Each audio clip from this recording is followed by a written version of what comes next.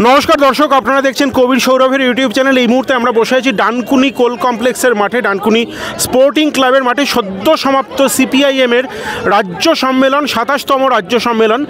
সেই রাজ্য সম্মেলনের প্রকাশ্য সমাবেশ সবেমাত্র শেষ হয়েছে। সমাবেশের অন্যতম মুখ্য বক্তা ছিলেন মীনাক্ষী মুখার্জি। মীনাক্ষীদি, আপনাকে স্বাগত জানিয়ে আমাদের ইউটিউব চ্যানেলে। আপনাদের এই সম্মেলন পরের বছর নির্বাচন, তার আগেই সম্মেলন রাজ্যবাসীর উদ্দেশ্যে কি বার্তা দেবে নির্দিষ্টভাবে? পরের বছর যদি নির্বাচন নাও হতো তাও আমাদের সম্মেলন হতো।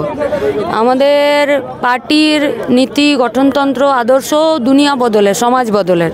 মেহনতি মানুষের হাতে ক্ষমতা দিয়ে বড় লোকদের বিরুদ্ধে, জমিদারদের বিরুদ্ধে, কর্পোরেটের বিরুদ্ধে সাধারণ মানুষের স্বার্থ রক্ষা করার আদর্শের উপরে পার্টি চলে। ফলত আমাদের নির্দিষ্ট নিয়ম এবং সময় অন্তর সম্মেলন হয়। যে সম্মেলন হচ্ছে এপ্রিলে আমাদের পার্টি কংগ্রেস, রইল ২৬-এর নির্বাচন। আমরা সমস্ত রাজনৈতিক লড়াইকেই সমান গুরুত্ব দিয়ে দেখি, কারণ আমাদের সব লড়াইয়েরই মূল উদ্দেশ্য হলো মেহনতি খেটে খাওয়া সাধারণ মেহনতি মানুষের তাদের স্বার্থকে সুরক্ষা করা।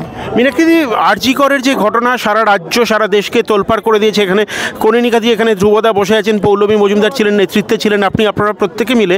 যে নির্যাতিতার যে গাড়ি আটকে ছিলেন, তারপর থেকে এখনও অবধি যে ঘটনা প্রবাহ, একজন মাত্র দোষী সাব্যস্ত হলো। বিষয়টাকে ওভারঅল কীভাবে দেখছেন?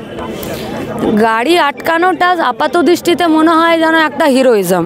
আসলে গাড়ি আটকানোটা একটা আদর্শ। একটা স্বাস্থ্য প্রতিষ্ঠানে, সরকারি জায়গায় সরকারি একজন কর্মচারীকে খুন করে দিতে দেয়। আর একটা আদর্শ হলো তার বিচারের দাবিতে সমস্ত রকম লড়াইটাকে লড়ে যাওয়া। ফলত এই আদর্শের লড়াই পৃথিবীর ইতিহাসে চিরকাল ছিল, আমাদের সাথে আগামী দিনেও থাকবে, এখনও আছে। আর রইল বাকি বিচারের, তো বিচার তো সরকারকে দিতে হবে। বিচার তো দেশের, রাজ্যের আদালতকে, আইনকে দিতে হবে, সেখানে তথ্য প্রমাণের ভিত্তিতে। তাহলে প্রশ্ন হলো তথ্য প্রমাণ নেই কেন?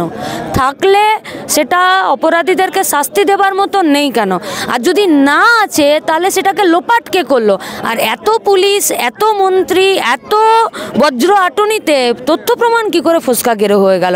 তাহলে সমস্ত প্রশ্নের অভিমুক্ত সরকারের দিকে। সেই প্রশ্নের উত্তর তো আমরা দেব না, আমরা প্রশ্ন করব, উত্তর সরকারকে দিতে হবে। মীনাক্ষীদি, আপনাদের সম্মেলনকে কেন্দ্র করে দেখতে পাচ্ছি উত্তর চব্বিশ পরগনা জেলা সম্মেলন, মেন স্ট্রিম মিডিয়া, আমরা অল্টারনেটিভ ভাষ্য মানুষের কাছে সত্যিটা তুলে ধরার জন্য দায়বদ্ধ। আমাদের দায়বদ্ধতা মানুষের কাছে। সেই জায়গায় দাঁড়িয়ে থেকে আপনি আপনার সংগঠন তথা দলের নেতৃত্ব, আমি জানতে চাইব যে গোষ্ঠীদ্বন্দ্বের তত্ত্ব উঠে আসছে, সেটা কি সত্যি? এই গোষ্ঠীদ্বন্দ্ব কি সত্যি, না কি বিষয়টা কি একটু খুলে বলুন।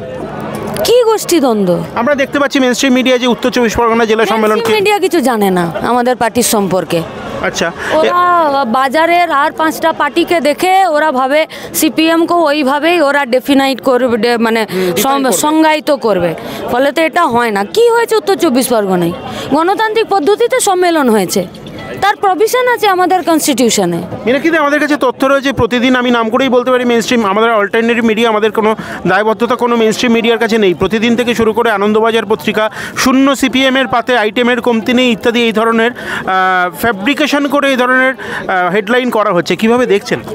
মেন স্ট্রিম মিডিয়া শূন্য সিপিএম বলতে কি বোঝায়? আগে তাদেরকে ডিফাইন করতে হবে।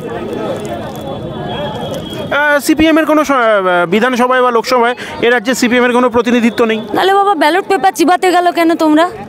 যদি তোমাদের এতই গর্ব যে সিপিএম শূন্য বিধানসভাতে, তাহলে পঞ্চায়েতের ভোটে ব্যালট পেপার চিবাতে কেন গেলে ছাগলের মতো? নবনির্বাচিত বা পুনর্নির্বাচিত রাজ্য, আমার শেষ প্রশ্ন, একদম শেষ দিকে চলে এসেছি। রাজ্য সম্পাদক, আপনিও বক্তব্য রাখার সময় বললেন যে ঘুমোতে দেব না, পরের বছর ভোট। তাহলে কি আমরা ধরে নিতে পারি যে সিপিআইএম এবার সত্যিই বিজেপি তৃণমূলের ঘুম কেড়ে নেওয়ার কারণ হয়ে উঠতে চলেছে? অলরেডি কেড়ে নিয়েছে। ওই জন্য মোদি যাচ্ছে ট্রাম্পের সঙ্গে গলা জড়িয়ে ছবি তুলতে। আর এর রাজ্যে মোহন ভাগবত এসে মমতা ব্যানার্জিকে ক্লিন চিট দিচ্ছে। আর মমতা ব্যানার্জি পরীক্ষার মধ্যেখানে মোহন ভাগবতকে সভা করার পারমিশন দিচ্ছে। আর আরজি করে পরিষ্কার দেখা গেল তৃণমূলের সাজানো বাগানে সিবিআই নেতৃত্ব করলো আর দোষীদেরকে আড়াল করে দিল। মীনাক্ষীদি, একদম শেষ প্রশ্ন, আপনি আমি জানি ব্যক্তিগতভাবে আপনি নিজের কথা একেবারেই বলতে চান না, কিন্তু আপনি এটাও একই সঙ্গে স্বীকার করতে বাধ্য যে রাজ্যের মানুষের কাছে মীনাক্ষী মুখার্জি মুখার্জি একটা মুখ, সেই জায়গায় দাঁড়িয়ে আমি মীনাক্ষী মুখার্জির কাছে স্পষ্ট জিজ্ঞাসা করতে চাই, লক্ষ্মীর ভাণ্ডার বা এই ধরনের যে জনমুখী প্রকল্পগুলো, তৃণমূল কংগ্রেস দাবি করছে যে আপনারা যদি জেতেন বা তৃণমূল কংগ্রেস যদি হারেন তাহলে লক্ষ্মীর ভাণ্ডার বন্ধ হয়ে যাবে, কি বলবেন? আমাদের পার্টির কেন্দ্রীয় কমিটির সদস্য কমরেড দেবলীনা হেমব্রম আজকে সমাবেশ থেকে পরিষ্কার বলে দিয়েছে, কেউ কারো বাবার সম্পত্তি থেকে দিচ্ছে না, মানুষের যা অধিকার সেই অধিকার থেকে দিচ্ছে। আমরা বলছি যতদিন না তুমি আমার হাতে কাজ এবং পেটে ভাত মাথায় ছাদের ব্যবস্থা করতে পারবে, তোমাকে আমাদের পাশে থাকতে হবে, কারণ তুমি সরকারে এসেছিলে এই প্রতিশ্রুতি দিয়ে। ফলত কোনো সাধারণ মানুষের পাশে থাকার কোনো স্কিম, কোনো প্রকল্পের বিরোধী আমরা নই।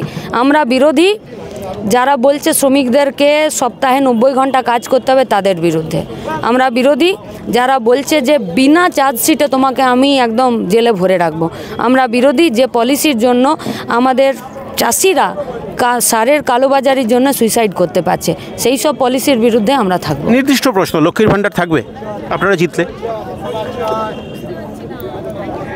সরকার তার একটি নির্দিষ্ট দৃষ্টিভঙ্গির ভিত্তিতে একটি প্রকল্পকে ঠিক করে। আপনি যদি নির্বাচনী ইশতেহার হিসাবে মীনাক্ষী মুখার্জির মুখ থেকে এটা বলাতে চান যে লক্ষ্মীর ভাণ্ডার থাকবে কি থাকবে না, সেটা সিপিএম নির্দিষ্ট করেছে। সিপিএমের তল এত উপরে নয়, সিপিএমের তল অনেক গভীরে। তারা মানুষের পায়ের নিচের জমিকে শক্ত করতে চায়, সেক্ষেত্রে সরকারি পয়সাকে তারা ব্যবহার করে। অনেক ধন্যবাদ। আমরা কথা বললাম মীনাক্ষী মুখার্জির সঙ্গে, এবং গ্রাউন্ড জিরো থেকে এরকম একাধিক সংবাদ, সত্যি সংবাদ, কোনো ফ্যাব্রিকেটেড সংবাদ না, সত্যিকারের সংবাদ, সংবাদের ভেতরের সংবাদ পাওয়ার জন্য আপনার চোখ থাক কবির সৌরভের ইউটিউব চ্যানেলে।